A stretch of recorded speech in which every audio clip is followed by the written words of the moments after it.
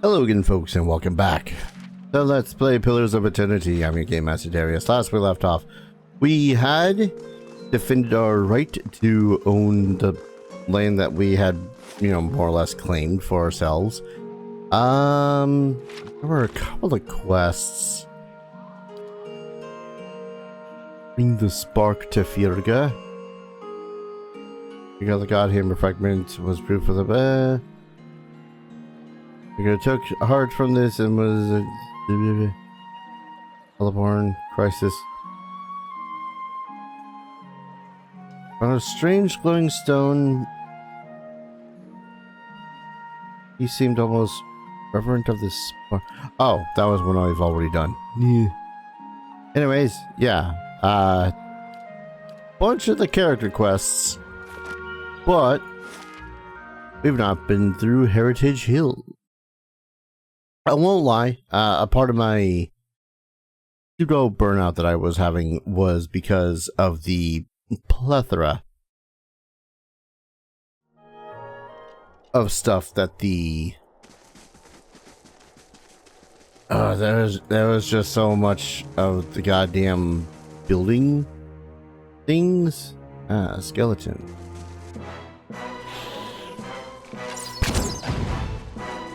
I see what's going to be our future for the time being.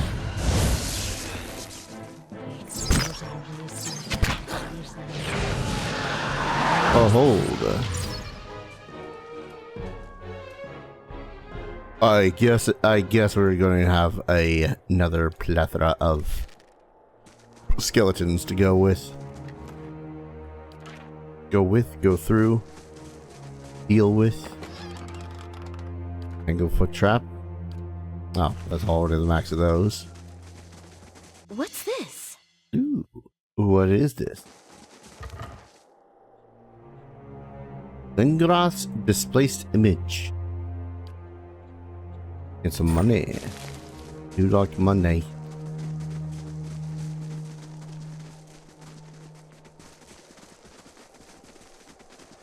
Oh yeah, I think it was just because all I had really done for basically the entirety of the first 30 some odd episodes was nothing but Katanua stuff. And while that's fine, good lord, that was just a lot. That looks like it hurt. Gibbed. Oh yeah, I forgot I turned on the gibbing settings. If anyone's unfamiliar with what gibbing means, pretty much think of the times when someone gets critical hit to death in Baldur's Gate 1 and 2 and they just explode in gore. That's gibbing. I think it's also like based off of the word giblets. Could be wrong, because nothing is left of the creature afterwards but their giblets. But I guess gibbets, jibbing sounds a little bit weird.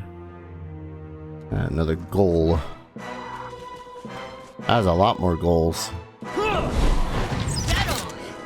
And that's a skeleton wizard.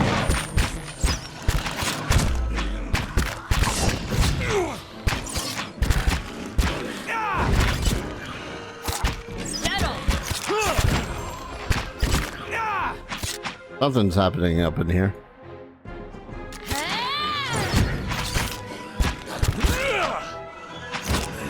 Would y'all kindly stop attacking Gravius?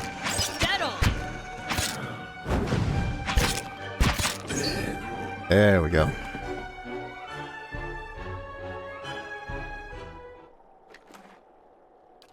Meat. Sure.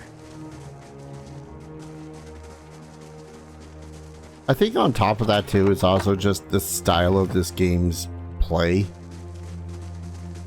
Ooh, hello. Massive stone door of the tower is sealed and there doesn't appear to be a way to open it. Hello. On the ground. Minor rejuvenation. Like, there are things about pillars that admittedly are infinitesimally better than how OG Baldur's Gate 1 and 2 played. Most notably, the speed up function. Because good God and Miss Molly, it would have been nice to have this function. But then there's other things that still irk me so much. The combat itself is kind of eh. Article.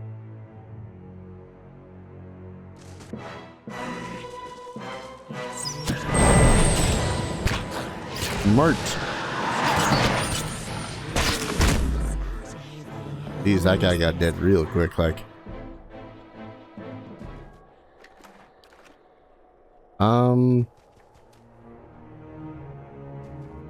Mausoleum has been sealed tight.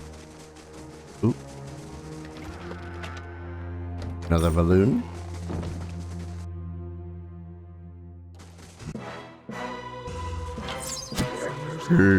Zombies. I keep on getting distracted by the monsters. The combat itself is very eh to me because it's the lack of direct control. And I know, oh, but you can change how all the AI works and whatnot. Like, yeah, but that's still the AI doing basically 95% of the job. Yes, the game would probably be infinitesimally longer if they had introduced a turn-based mode, but you know what? I dig turn-based mode. It gives me that direct control. And if there's not too much shit to micromanage about the characters and the like, then it's not that shabby.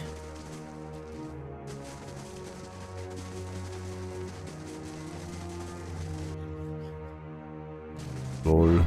I'm not even really sneaking around this place. Like, there's undead hordes.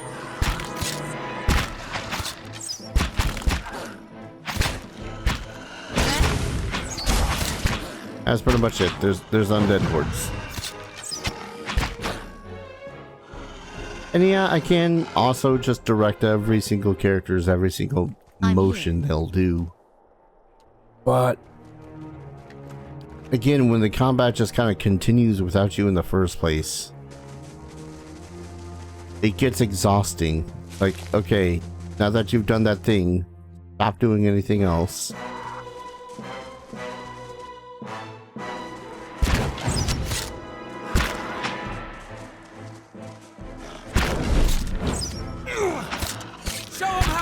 And it's just a repeat of that every single time, over and over and over again. Sure, some of the people don't need directing to do their own thing, like always getting the chance to sneak attack, for example. Here. I'll have this open in no time. Bellward amulet. Bellward amulet, rather. I'll have this open in no time. Other armor. Vaults are already been pried open. Yep.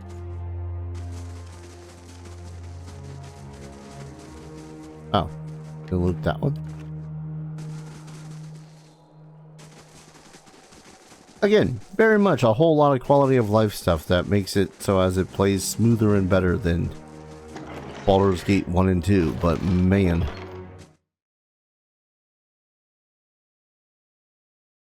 It was just a whole lot of... Well, this is gonna go poorly. A woman turns when you enter. Her wide, pale eyes shine like lamps in the darkness of the tomb.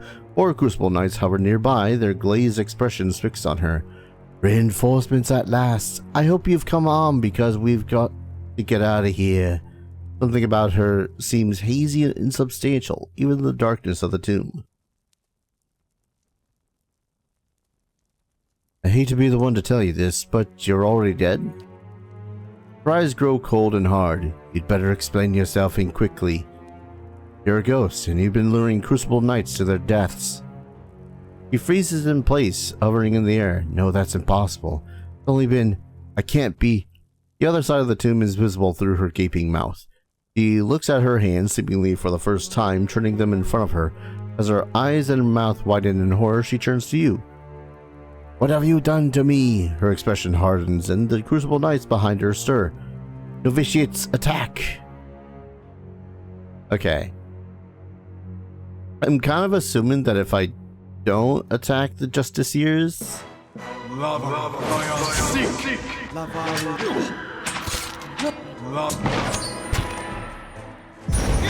then I can slay I can't move. Someone pick me up. Lyra? I guess her name is?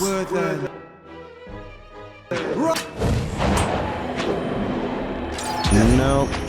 Nope. They're still very killing me happy.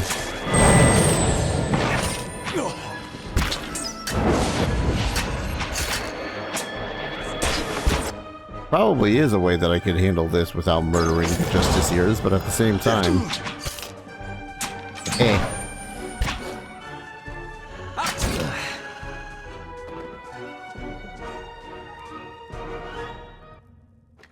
That wasn't such a chore.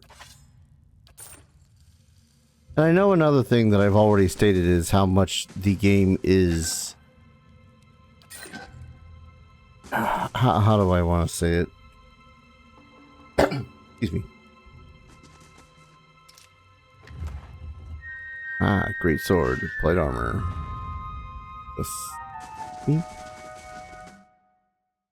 Oh, how do I want to say it? Or how did I say it? I know I've said it before. With how the game plays and how a whole lot of the actions work and everything, it doesn't feel like there's much character growth mechanically speaking, which is kind of important for an RPG.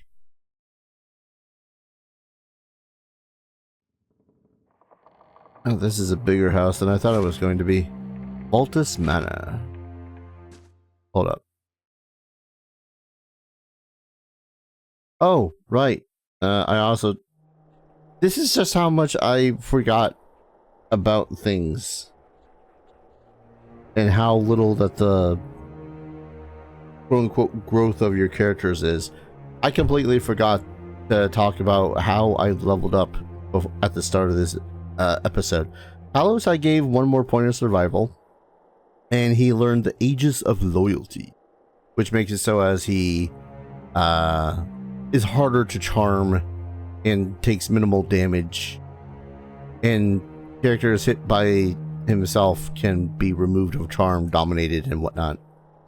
Liliana, I'd given mechanics 1, so I don't know the upper echelon of traps and whatnot. What more traps? And gave her dirty fighting, which will allow her to convert 10% of her hits into crits. Sagani, I gave one more point to survival because more survival is always good. And I really don't know what else to give her at this point.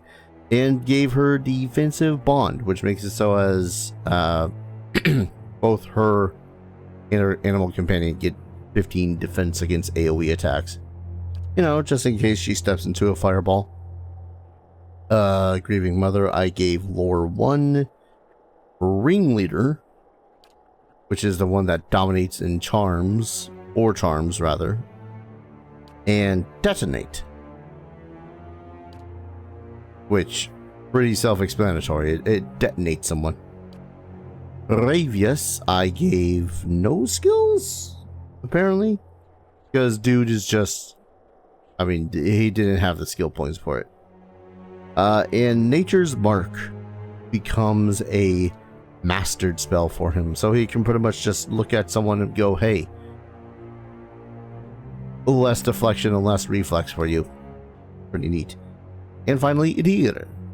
I gave survival 1 because, again, survival seems to be the OP stat in this, and gave him fearless, Yeah. He's immune to being frightened or terrified. Oh. Let's see. Oh, wait. Never mind. Alright, so what about this house? This house seems a little bit less important. I stand may be corrected.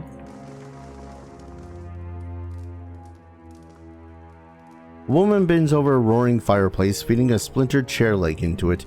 As you get closer, you notice something unnatural about her. A certain pallor of her skin, a lack of movement beneath her flesh, even when her arms execute deft, efficient movements. And then you see the puckered flesh, ragged and boneless, over her heart. We should think about just killing her first and having to talk to the body. It's rude to stare, you know. Don't worry. I've no mind to start anything with you. After all, I've stayed in such good shape by choosing my meals carefully. Who are you? A survivor, by the grace of my own careful preparations. When I heard the claws scrabbling at the door outside, I took care of matters myself. And since then, I've been careful to keep myself fresh and fed. I feel like you are needing the human flesh, which is a bad. An incredible act of animancy, of a magnitude this part of the world likely hasn't seen since Engwithan times. Someone found something very powerful and ancient, and I'd bet my own preserved life it wasn't Aldhelm or his lovely assistant. Ah, okay. So yeah, she did just straight up slay herself and animate herself into her current state, I guess. Still don't quite understand why this district is full of walking zombies. Because someone found a way to tether their souls to their bodies, don't you see? So when the heart stops beating, when the blood stops flowing, their bodies still animate, and with newfound hunger. Those that can feed it with the living flesh and essence stay strong and sharp. Those that can't, generate quickly. Okay, so she's pretty much just admitted to the whole cannibalism thing. Tell me what you know about this Aldhelm. His name barely merits repeating. He's a charlatan who liked to dig up pretty artifacts and call himself a scholar. The pity with animancy these days is just about anyone can claim to be an expert. It's time for me to get going. I'm gonna open up a door that leads further into this place, and she's going to get a little upsetty, isn't she?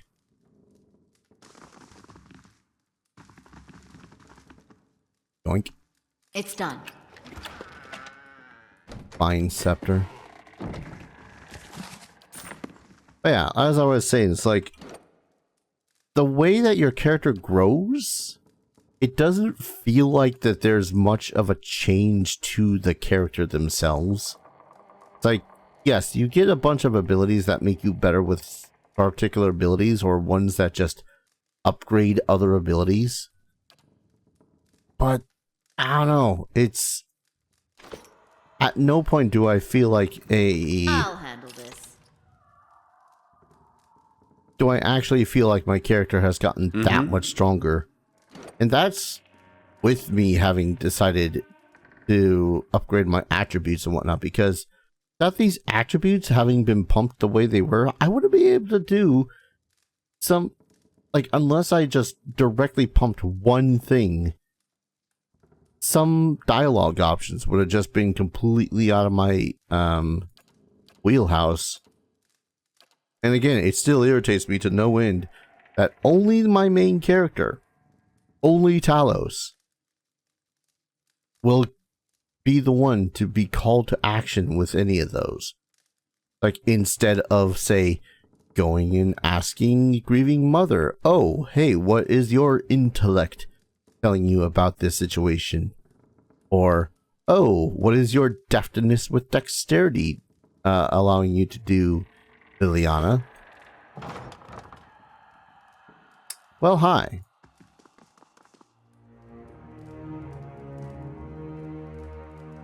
You don't want to encounter the servants. Please, you gotta get us out of here before she feeds on us. What's happened to you?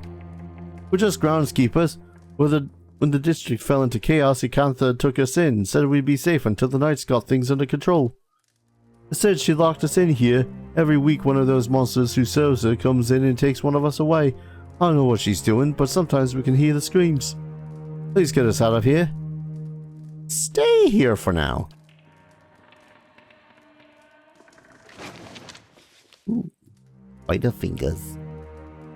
Or light endurance. 3 times for rest and perception. Neat.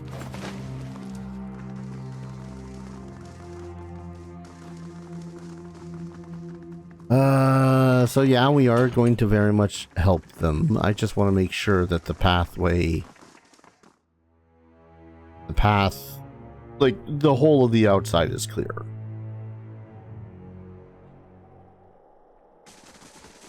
I don't want to be one of those heroes that are like, oh hey, the entirety of the outside is clear.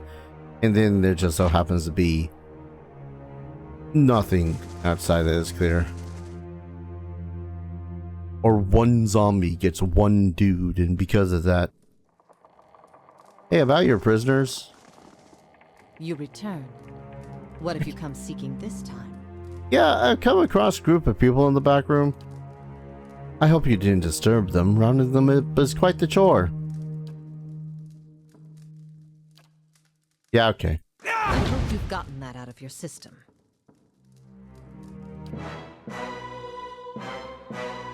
And the murder commences.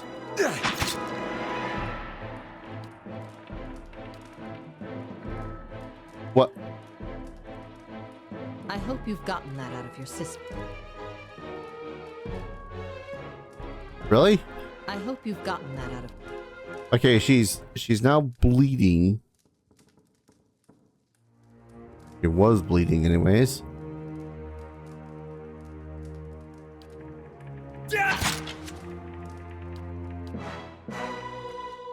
Hey there.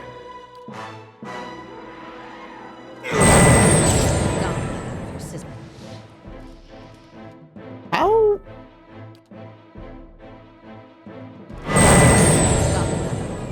I hope you've gotten that out of your system. I hope you've gotten that out of your system. I hope you've gotten that out of your system. I find it hilarious. And also partially irritating. I hope you've gotten that out of... I hope you've gotten that out.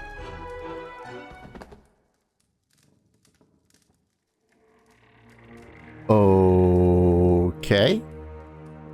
Sure.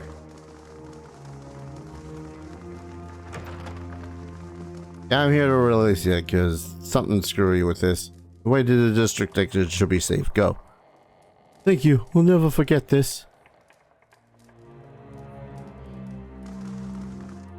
Then this is the part where we're like, oh, we've let go of your folks.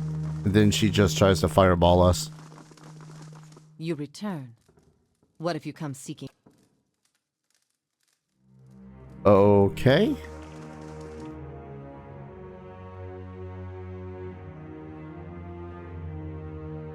That's annoying. I shan't lie.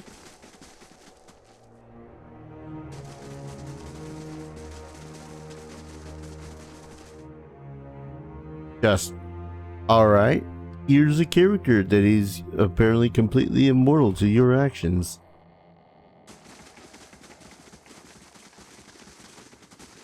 Well, should be important to the plot? Probably. Seda, let us in. It's safe. Come on out. Open the doors, Seda. Female dark ghoul sniffs the air and whirls around, hissing. Saliva! Ah. Well then. I don't think the Voltis family is sane.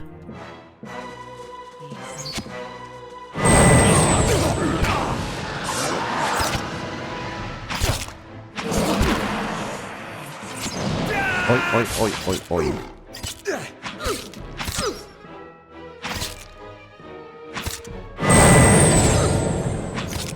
Get gibbed. I'll teach you a lesson.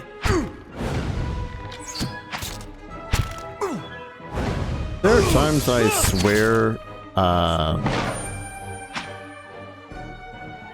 wow, my name is completely derping on this goddamn name.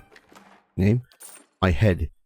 I'm completely derping on the goddamn, actors. It's done. Other critical role actor. Ooh. E. Other voice actor in critical role.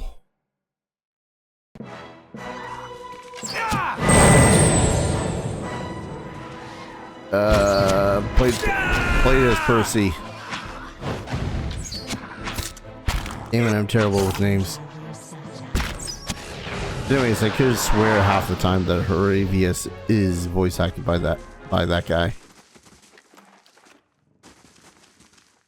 Hello. Money. Lord Voltus's will. Last will and testament has been carefully drawn up on a stained piece of sackcloth. It lists Lord Voltus's various titles and holdings, ending with the following. Should no member of my family survive, it is my wish that my wealth and property be dispensed to the Crucible Knights. Let my wife and children and me be buried with my forebears in the Voltus family tomb at the right hand of Duke Adret, signed Valerio Voltus, 5th Lord of House Voltus. I got a feeling that someone in the family ain't gonna be too happy about that. His loved ones be buried at Voltus's family mausoleum at the right hand of the Duke.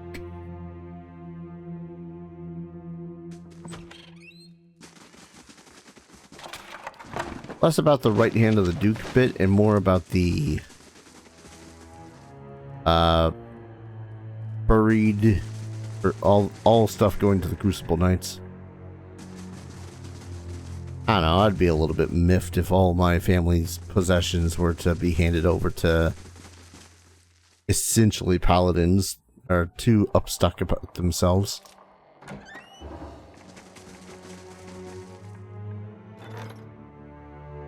Wait, what?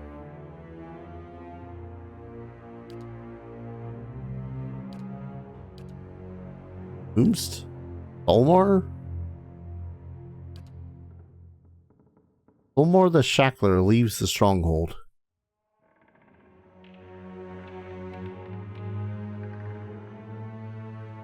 Slaver has arrived requesting a prisoner to buy. He was nearly set upon by brigands, but oh, right. I meant to go back. Like, this was a dude that appeared at the near the end of the last video, and I was like, man, I should go back and just slay him. I ended up not doing that. Please see to it that the family mausoleum is swept and the marble polished. The key is hanging as always in the kitchen by the oven.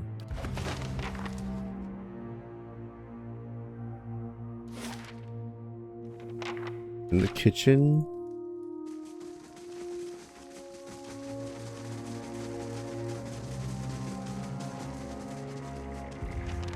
Ah, seems to be a hook mentioned in the letter, but the mausoleum key is missing.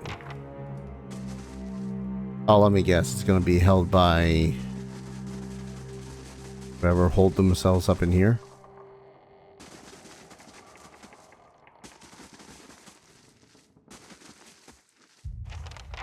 When light shines from behind a map, there's a ragged hole in the to the outside, as if dug through.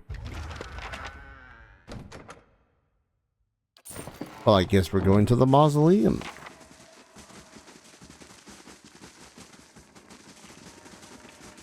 One of my biggest worries about this was that it was going to be like a multi-video episode adventure thing. Which is always a little bit funky to get into when you're just coming off of dialogue shit, I guess. I don't know. So, I guess we're going to go ahead, save here, call an episode. when we return, we're going to dive into yet another mausoleum. And, I hope we don't die. Yeah, more or less. Thank you everyone so very much for watching. I hope you're all enjoying this series as much as I'm enjoying playing it. And as always, I hope to see you all in the next video. Take care. Cheers.